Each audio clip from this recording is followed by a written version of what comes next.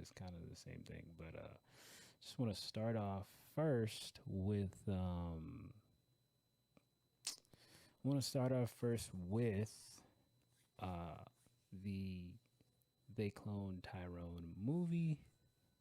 I'm about to do a review.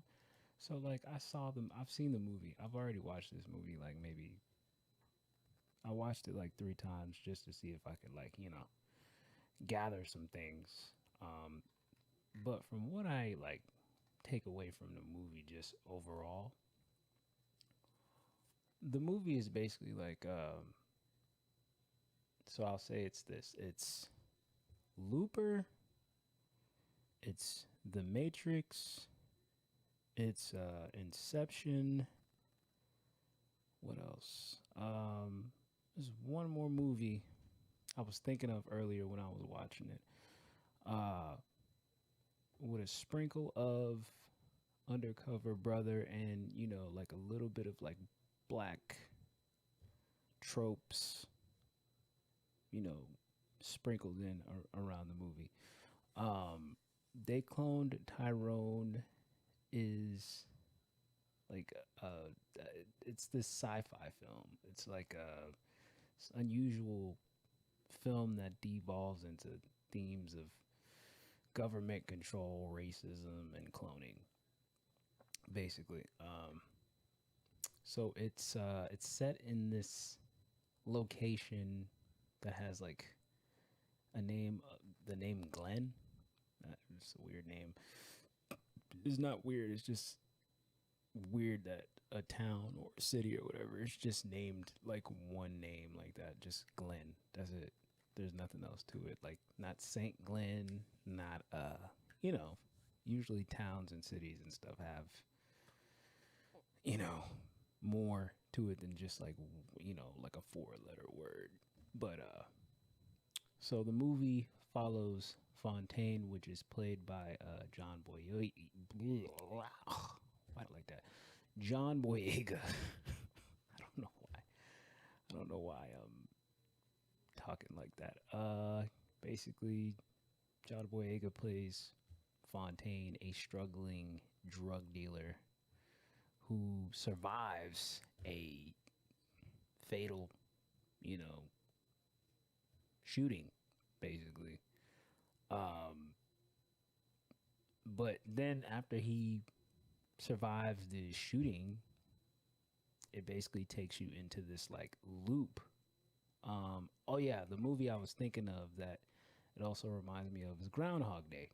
This movie also reminds me of Groundhog Day because just like in Looper and in Groundhog Day, it's this reoccurring theme of somebody waking up over and over and over and over and over in the same alternate universe over and over and over and doing the same thing over and over and over again. So as I'm continuing, yeah, like I said, guys, I have this review like written down. So if you right here, it's because the review is like right there. So so basically, he survives a shooting, and he goes into this loop. And what is it? So basically, they get in. He goes to find out why, he's in a loop. What's going on? Um, Come to find out, there's like a mysterious substance called Compound H that their government in the movie is like putting in like chicken and hair cream and grape drink and whatever else black people like basically in this movie.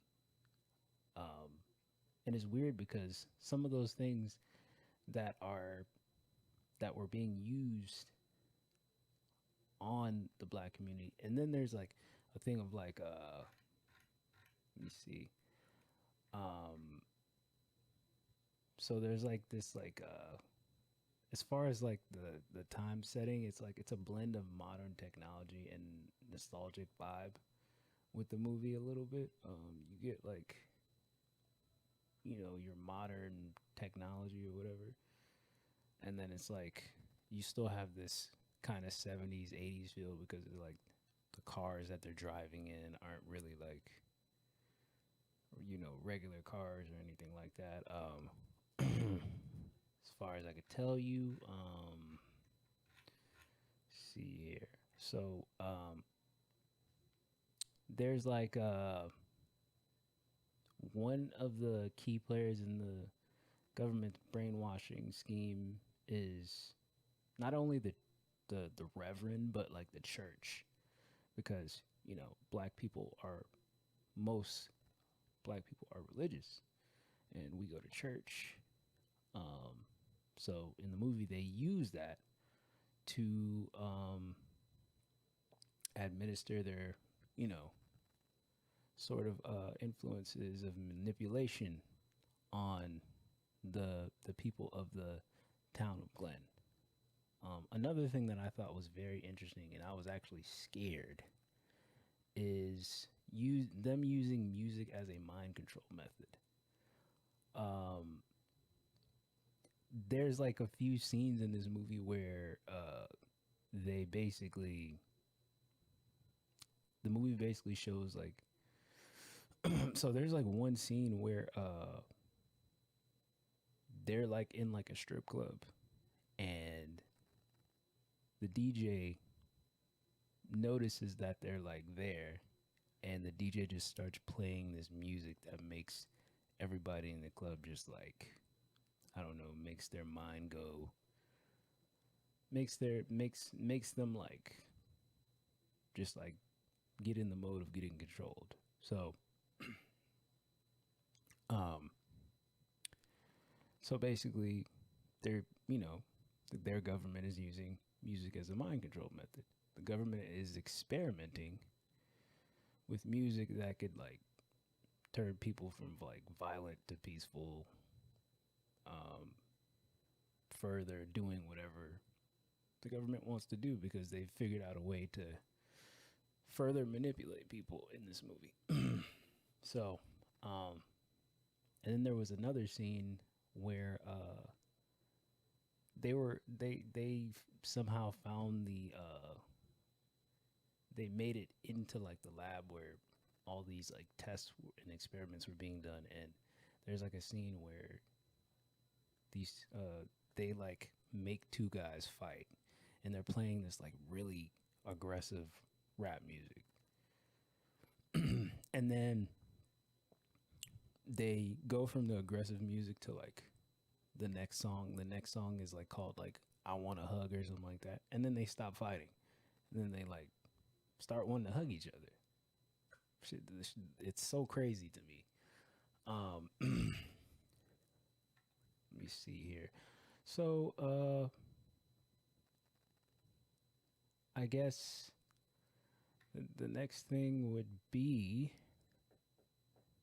the film portrays the government's various mind control methods, of course, just like I said. Music as mere band-aid solutions to keep Glenn's population obedient. These methods are temporary fixes meant to suppress any potential unrest or resistance within the community. So another thing is Fontaine is discovering the truth about his own involvement in these clonings in the movie. He realizes what the brainwashing and manipulation is doing, so much so that he's been subject to it, or a version of him has been subject to it. And then you go deeper into the movie, and then you start to understand that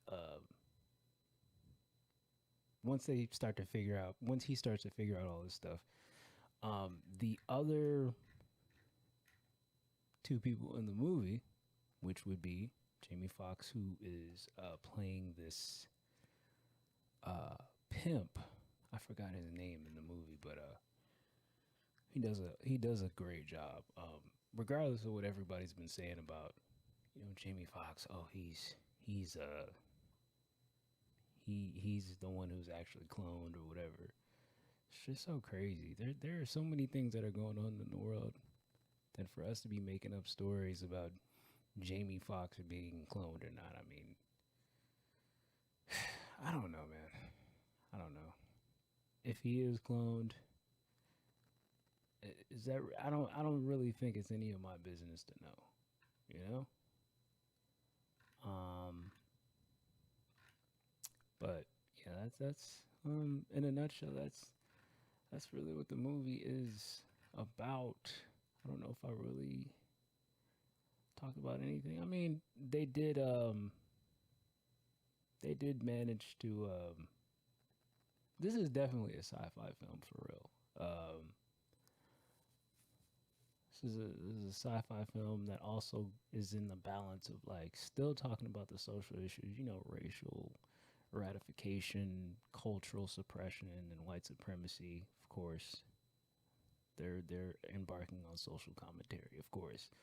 Um, but they definitely get into mystery, sci-fi, drama, of course, action as well. Um, Honestly, after watching the movie 3 times, I don't think I fully grasp everything in the movie. There are so many. There's like symbolism that I wish I could put.